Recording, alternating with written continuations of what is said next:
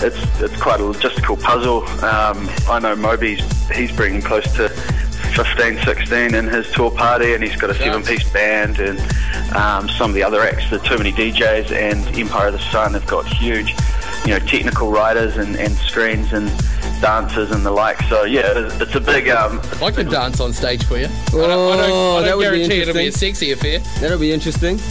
What's that? I can dance on stage for you. I don't guarantee it'll be a sexy affair.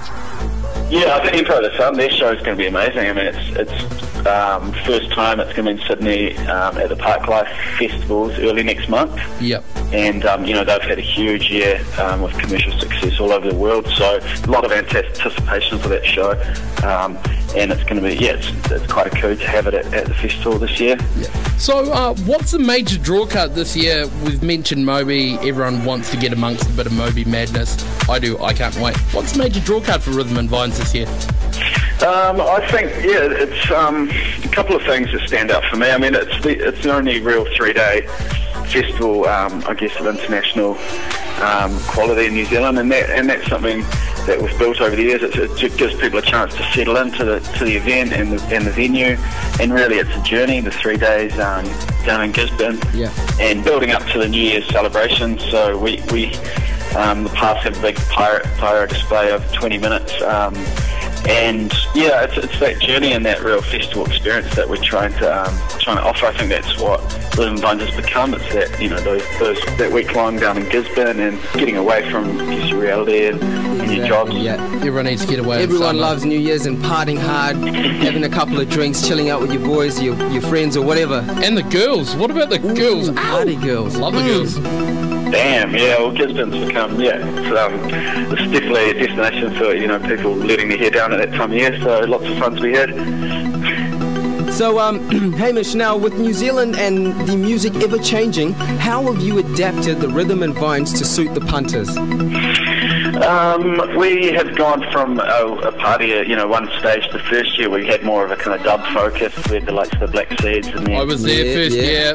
We found that style really suited the vineyard setting. Everyone loves the kind of barbecue reggae, and then we had, Sal Dub, Fat Freddy's. But I guess tastes change, and we want to be a New Year's event for everyone. We want to offer something for all music tastes. So we've developed it. We've now got 4 main stages spread over the vineyard, hosting everything from big international live acts on the main stage. We've got more of a dance focus in the cellar. It's more breaks and drum and bass. The Vine stage is more of it's a dance arena on New Year's Eve, and then we've got the Future Shock, which is indie focused, and this year with the likes of Dictaphone Blues and Emerald City, we've got the one McLean. Just trying to offer something for everyone, so you can really get in there, explore the different stages, and find some new music up and coming and established. So we've got 100 or so acts lined up for this year's event. So it's going to be massive. Hopefully something for everyone. Yeah. So since its initial conception, what has been your favourite moment at Rhythm and Vines?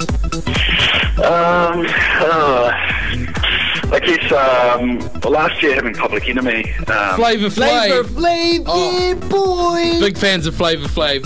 He's just gold. Flavor Who of doesn't love that everything. clock? Come on. He's just an idiot. Yeah, having those hard-hitting boys walk off the plane in Gisborne, and I remember Flavor Flav was the first thing he said was, "Public Enemy is hungry, man." Yeah, dude. Yeah, boy. Awesome. Well, was it a boys grass were lined up at the airport cafe, and they were stocking up on pies and. Got to get Big Ben in there.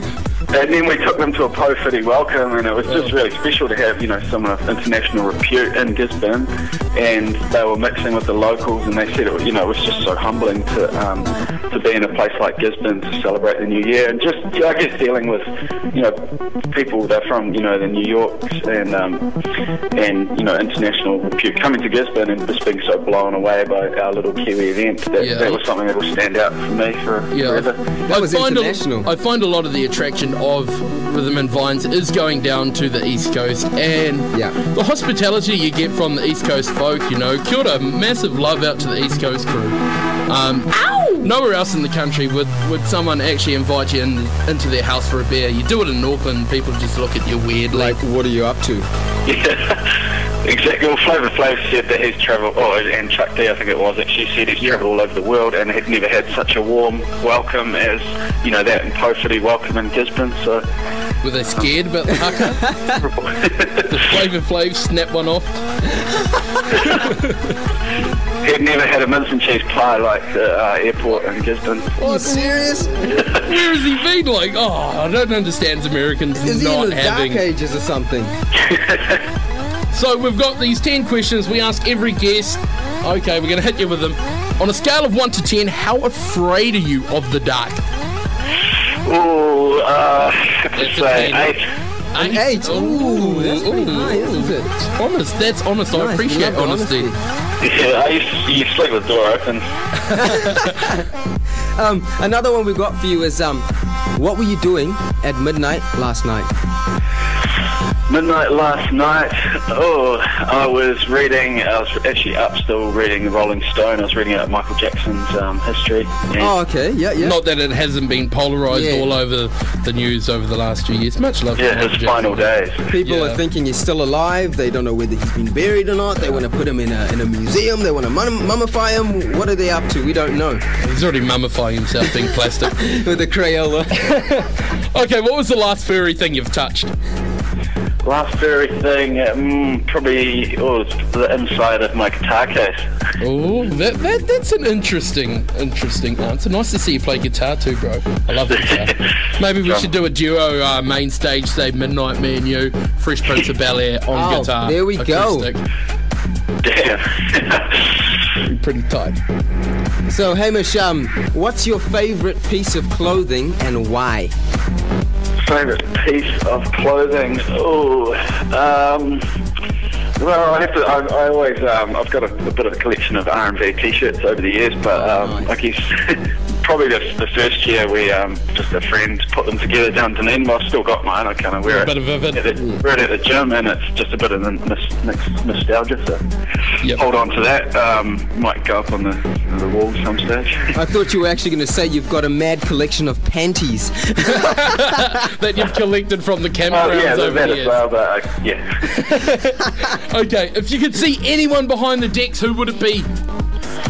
Anyone behind the decks? I guess one of my favourite producers is Errol Olkin. He's East London producer, kind of Massive pioneer of the indie sound, and he's actually going to be in Sydney next month, so I'm hoping to get over and check him out. But yeah, he's someone who's influential, the likes of Soulwax and the Klaxons and things. Probably one DJ I really want to see. Okay, ultimate question. Here it comes. What do you got, T? All right. You have to be honest now, Hamish, okay? This is a dangerous question. Do you scrunch or fold? I roll, actually. You roll? Oh, you that's roll? different. That's different. What would they do in Japan? Do they make those little origami swan little things?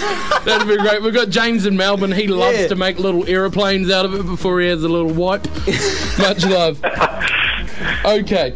If a cucumber and a Shetland pony had a fight, who would win and why? A cucumber and a what? And a Shetland pony. And a Shetland pony? Yeah. Cucumbers, they can turn into little torpedoes, can't they? If they were power behind them. I like the Transformer thing you've gone with. I love it. Shetland's a bit slow. Yeah, I'd go with it. Okay, another one we've got here now. What's your favourite track by a New Zealand artist? Favourite track? I'd have to say I love that Fall at Your Feet song by Neil Finn. Yeah, I was actually listening to that on the way up to the studio. Bit of Neil Finn. It was He's crowded out. just legendary songwriter, I guess. But much I've always admired and looked up to it, and that's probably my favourite song of his. And Okay, what's the craziest thing you've seen at a gig? Craziest thing I've seen at a gig? I saw I saw a couple of hundred people standing around a skip bin at a festival in, it was a Ziggit festival in Hungary, Budapest. There was about 100 people standing around holding rocks and in unison drumming on this skip bin. And it was about, I guess it was about 5, 6 in the morning. We're not going to ask what was involved in they that. Were all, it was quite entertaining to see. I don't know if that would happen at R&V or the like, but just everyone, it was like a drum circle, but on a big skip bin. So getting pretty creative on it. Gee whiskers. Okay, now, Hamish, the last question, and we want you to give it your all. Explain why Chuck Norris is tougher than MacGyver or vice versa. Chuck Norris, MacGyver. Well, MacGyver I'm a big fan of his. He's the man. Really? Even that bald guy? I think Chuck Norris would probably take him down. I wondered why MacGyver was always. He could never nail that guy Murdoch. You know the guy. Yeah. I'm sure he never got round to nailing him, and Murdoch came at him with a flamethrower and totally nailed him. Totally nailed that dude. Yeah. So I don't know. Norris is. He's pretty mean. I think he'd win.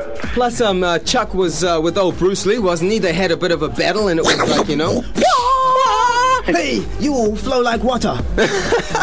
Okay, so much love. Thanks for talking to us today, Hamish. It's been an absolute pleasure. We've loved it. But for those of the people out there, where can we buy tickets and where can we check out what's going on at Rhythm and Vines? Yeah, check out everything's on the website www.rhythmandvines.co.nz, and you can buy tickets online. You can find out a bit more about the artists. I mean, we've still got another lineup to release, but start thinking about accommodation and your week. Definitely. There's so much going on. I think Tom's going to talk a bit about what's happening at B-Dub. There's, surf comps and volleyball and things, along with all the international stars and Kiwi music. So, lock in Gizzy and get ready for another big festival. Marvellous. Thank you. Much love. Much love. Thank you for joining us via phone. Bring on the summer. You guys think? Yeah. Totally bring on summer. Thanks a lot. Catch you later, Hamish. Have a good one, bro. Thanks, you. And we're out.